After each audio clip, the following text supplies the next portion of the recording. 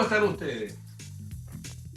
Dentro de muy poco tiempo se va a producir un hecho totalmente novedoso en la historia política de Chile, la elección de los gobernadores regionales. Hoy para mí es un gusto conversar con el candidato a gobernador por, no sé cómo se llama el pacto, unidad constituyente, ¿Qué se llama? concertación, vamos por la centroizquierda, no sé. Aldo Valle Acevedo, ¿cómo está, don Aldo? Hola, muy bien, Rodrigo. Buenas tardes. Muchas gracias por esta entrevista y desde luego saludo a quienes nos puedan estar en este momento viendo o nos vean en el futuro. En el caso de esta elección nueva que se va a hacer, la gente aún no entiende mucho, de partida no entiende nada con esta pandemia, la suspensión de las actividades de campaña. Y yo creo que han sido bien complejas, por no decir perniciosas, para que la gente se identifique.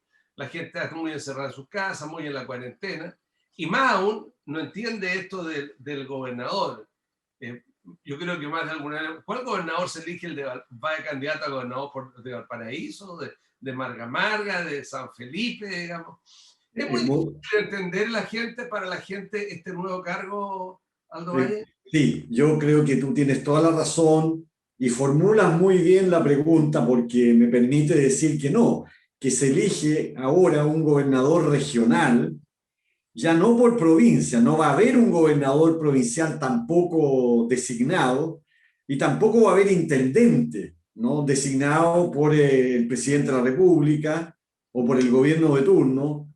Es la primera vez que en el país se va a elegir una autoridad política a nivel regional, ¿no? Que se hace por sufragio universal directo.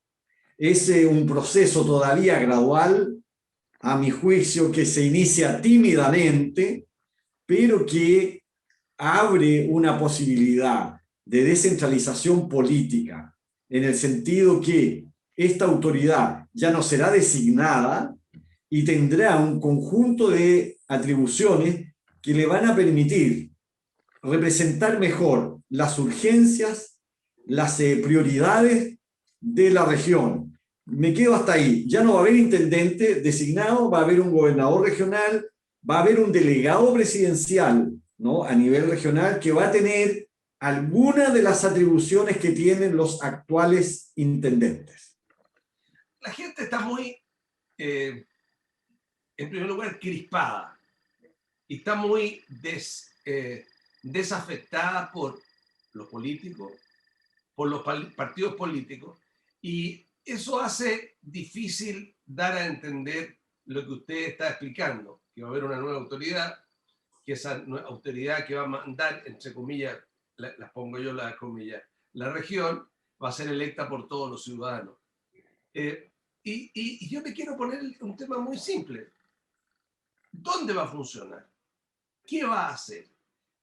¿Dónde van a estar los recursos? Cuando, desde el punto de vista de la administración central del actual y futura, el presidente de la República va a nombrar un representante suyo, que no va a ser el intendente, un delegado, y ese va a ser el que va a coordinar los servicios públicos, etc. Y usted, si fue electo, va a estar a cargo, aparte no sé en qué piso, si él va a estar en el 19, usted en el subterráneo o viceversa. ¿Cómo se armonizará ese futuro? El gobernador regional tendrá que estar en el piso 19, donde está hoy día el actual intendente. ¿Por qué? El otro signo sería antidemocrático. Sería, desde luego, desconocer una voluntad mayoritaria y llevar a cabo una voluntad, a mi juicio, ahora ya contumaz, del centralismo en contra de la descentralización, de la autonomía que deben tener, ¿no? las regiones. De modo que el gobierno, no creo yo que tome una decisión distinta. Habrá una autoridad administrativa que es el delegado, pero no puede ser que el edificio donde está hoy día la intendencia sea finalmente lo mismo que antes, porque de esa manera lo que va a ocurrir es que los gobernadores tendrán que bregar a nivel nacional. Yo lo primero que me propongo es constituir el Consejo Nacional de Gobernadoras y Gobernadores Regionales, que vamos a formar también una sola voluntad de cara a estas reivindicaciones de esta nueva realidad política, ¿no? El gobierno no se va a enfrentar con un gobernador, se va a enfrentar con varios. Buena Guastavino 2, la OLAGI, la Organización Latinoamericana de Gobernadores, hacerle la... Pero no, la talla es talla, pero porque yo sí, tengo, muy bien. además, creo que lo que hizo Guastavino estuvo muy bien. Quiero referirme a lo anterior, pero si el problema no está donde esté usted, si es gobernador, el problema es que hoy día quien manda todo y puede bajar a todas las oficinas, a todos los pisos, a todas las seremias, a todas las instituciones del intendente, y mañana lo va a poder hacer de donde esté el delegado presidencial. Usted no va a tener si fuera gobernador. El gobernador no va a tener facultad para ello. El tema va a poder pasar al cuarto piso donde está el core, pero el resto va a depender de va a tener una facultad, que es que, en definitiva, la inversión pública regional, ¿no?, estará, desde luego, en razón de las decisiones que tome el gobierno regional. No es solo el gobernador regional, aquí hay 28 consejeros y consejeras que también son elegidos democráticamente y que tendrán, en primer lugar, ¿no?, una disposición a la cooperación, a la coordinación, pero tampoco, creo yo, estaremos dispuestos para la subordinación, para la postergación y, en definitiva, ser parte de una simulación de descentralización. Yo no me voy a prestar para eso y, obviamente, quien esté al frente tendrá que hacerse cargo, ¿no?, de las acciones que llevaremos a cabo. Ya digo, el gobierno regional. Me recuerda, yo fui parte de la historia cuando, terminando el gobierno de Pinochet, se abrió la primera ventana de participación que se llamaba Corede. Y en que en esa ventana de participación habían 9 consejeros que fueron electos en el estamento laboral, en el estamento comercial e industrial, en el estamento cultural, cultural universitario, y el resto eran los gobernadores, las autoridades, etcétera, por derecho propio, el mismo número de hoy día. Y al intendente de esa época quería tenerlo todo a su favor y trató de que los que éramos electos en el sector educacional y cultural, él los impusiera a dedo, lo que no pudo hacer porque se hizo por la elección. Pero cambiar es difícil para la autoridad que está en ejercicio.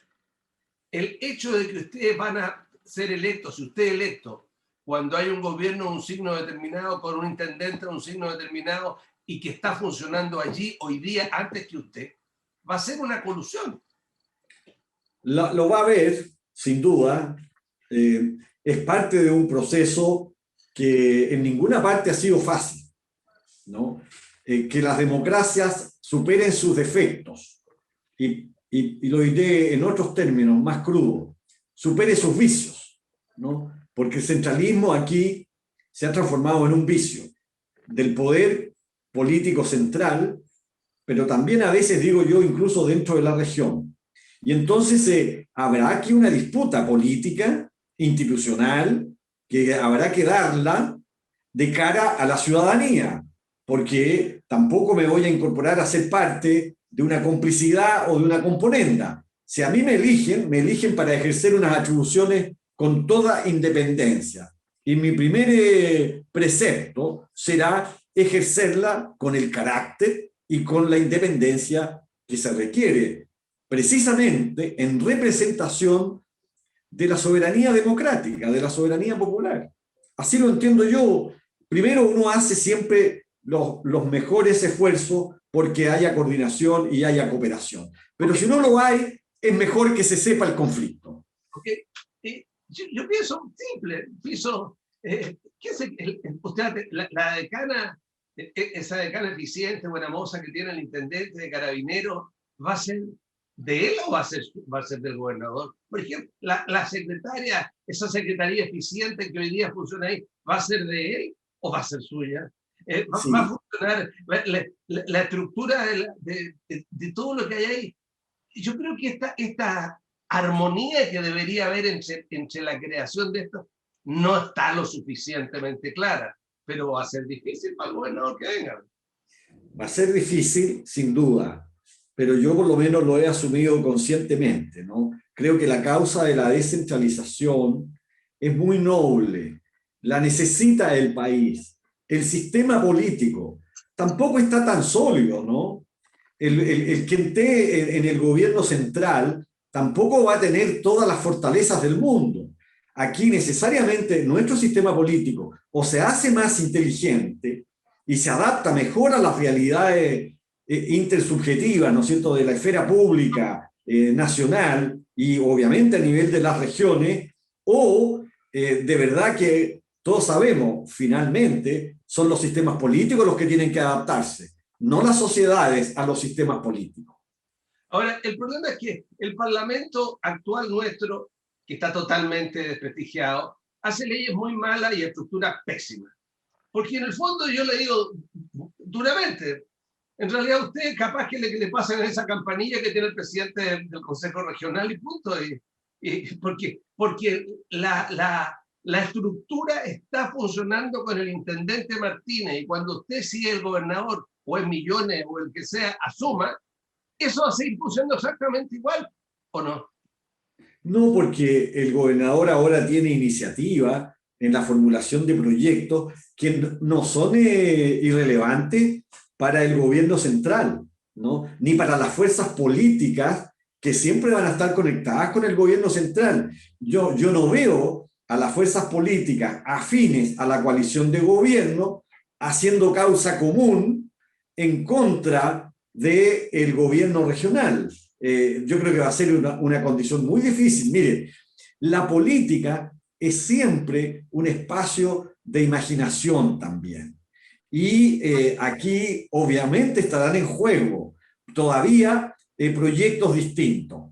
Hubo en la historia del derecho una disputa muy clara en que la costumbre y la ley se disputaron. Aquí va a haber algo parecido, ¿no? Por una parte, la costumbre, como ha sido hasta ahora, y por otra, una voluntad popular emergente. Perdóneme, rector, profesor. Aquí no es un tema de que la costumbre constituya derecho, es que el derecho propiamente tal de la norma por la cual va a ser electo el gobernador está mal hecho. Le faltan facultades. Ese es el tema. Es me refiero a la costumbre política, me refiero a la costumbre política, ¿no? Que todos, el derecho siempre, Rodrigo, siempre deja oportunidad a la política. Es decir, siempre deja espacio para la interpretación, entre otras cosas, porque los textos legales están formulados en el lenguaje natural, no son un lenguaje matemático, no son un lenguaje lógico formal. En consecuencia, aquí siempre habrá, ¿no?, en definitiva, un espacio para que la interpretación dé lugar finalmente a la diferencia política. Me voy a encargar de eso porque pasé años enseñando, entre otras cosas, teoría de la interpretación. Pero permítame que concordemos en una cosa. Usted estará de acuerdo conmigo que esta ley y esta forma de estructura de este nuevo nación está mal hecha. Es una cosa que le falta. Sí, desde luego. Yo estoy de acuerdo. Está mal hecha. ¿Y por qué? Porque la fronda centralista se resiste y se resistió en esta ley y en esta reforma a que hubiera una transferencia de competencia real, ¿no? Y entonces aquí va todo a medias, ¿eh? Son concesiones básicas, mínimas, pero aquí se está abriendo, a mi juicio, un boquerón también, y yo quiero, obviamente, contribuir a ese boquerón, porque eso necesita el sistema político para su legitimidad. Si no, lo vamos a pasar todos y todas muy mal. Ok, ahora, indudablemente que hay una cosa clara en esta elección. Hay una unidad por parte de la alianza de gobierno, o no de gobierno, porque ya no es alianza, de Chile Vamos, digamos, en términos de Chile Vamos, está con, a diferencia de que la gobernación de Santiago, con un solo candidato que es Millones. Aquí no está la pelea entre el rojo Edward y Parot. Hay un solo candidato, Millones. Pero la pelea está en la oposición, que hay muchos candidatos, pero los más fuertes son usted y Mundaca. Y en votos en la primaria, Mundaca sacó más votos que usted. Por lo tanto, su batalla es ganarle en primer lugar a Mundaca. A ver, celebro esta distinción que haces tú entre coalición de gobierno y Chile Vamos. Son dos realidades absolutamente distintas, hoy día ha quedado de manifiesto. Y luego, ¿no? Respecto de que hubo una elección primaria en el Frente Amplio y en Unidad Constituyente. Para el caso de los gobernadores regionales fueron dos elecciones primarias bien distintas. ¿Por qué? Porque el Frente Amplio hizo elecciones primarias también de candidatos y candidatas a alcalde.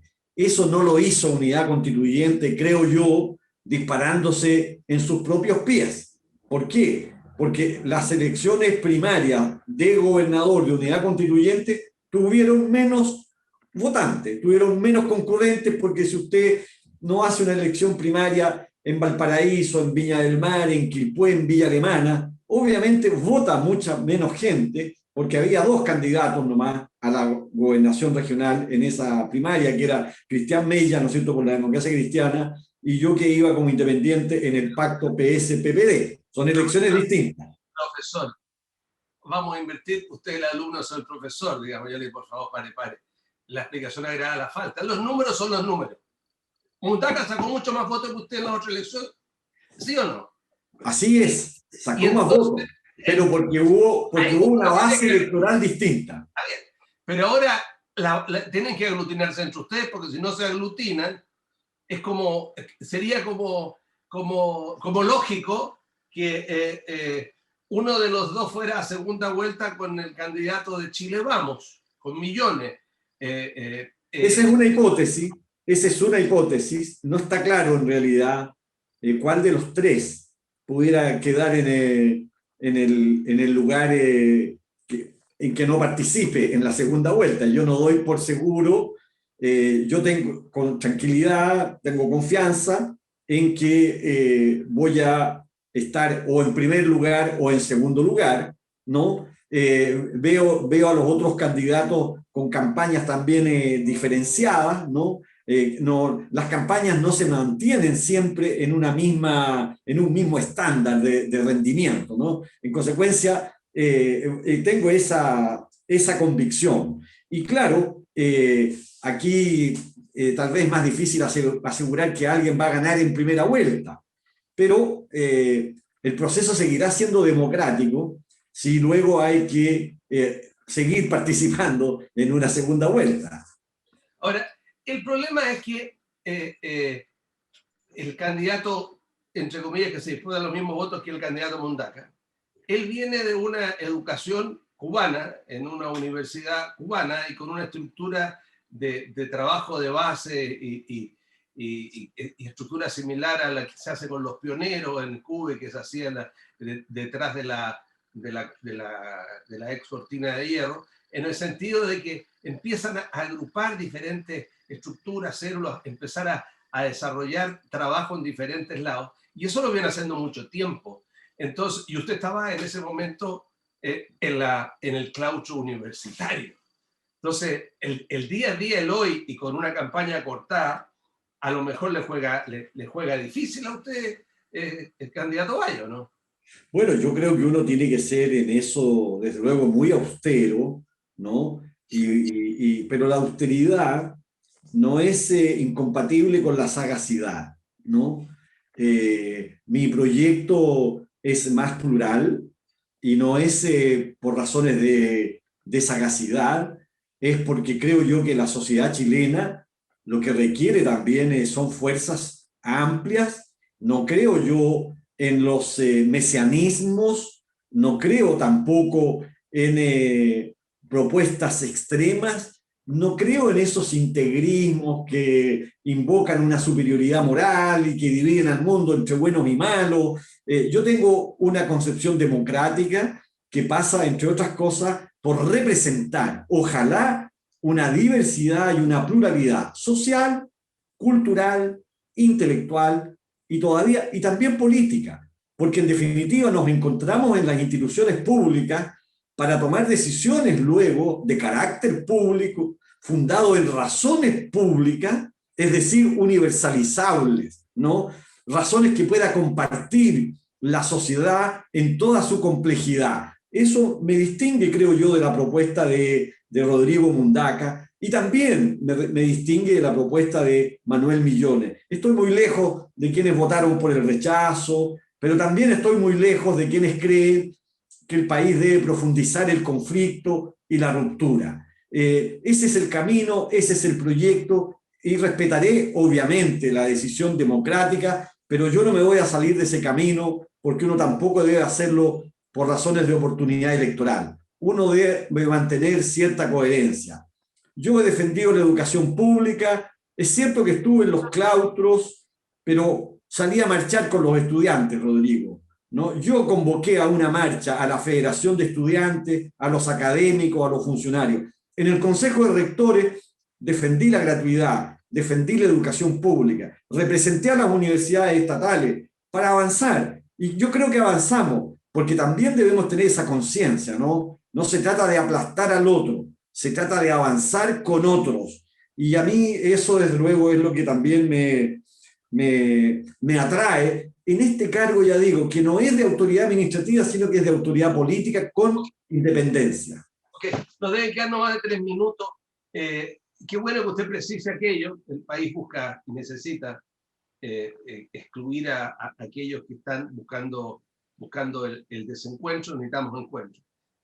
Y la gente necesita saber, en esta parte final, ¿para qué sirve un gobernador? ¿Para qué debe servir este gobernador? ¿Para darle un cargo más a esta estructura? ¿Para qué va a servir? ¿Por qué la gente tiene que votar por un gobernador?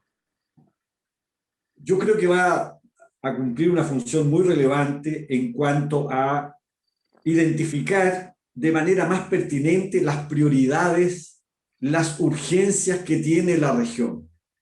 Ya se hizo una transferencia de competencias para que los gobernadores puedan, ¿no?, tener iniciativa en la modificación de los instrumentos de fomento productivo.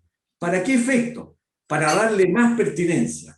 Yo acabo de estar en una feria en Glorias Navales, ¿no? Allí hace falta un instrumento de fomento productivo. Allí hay personas que ofrecen, ¿no?, una diversidad de productos enormes y la gente de allí se abastece en esa feria. Y el Estado hace como que si no existieran. Falta política pública, falta un instrumento pertinente.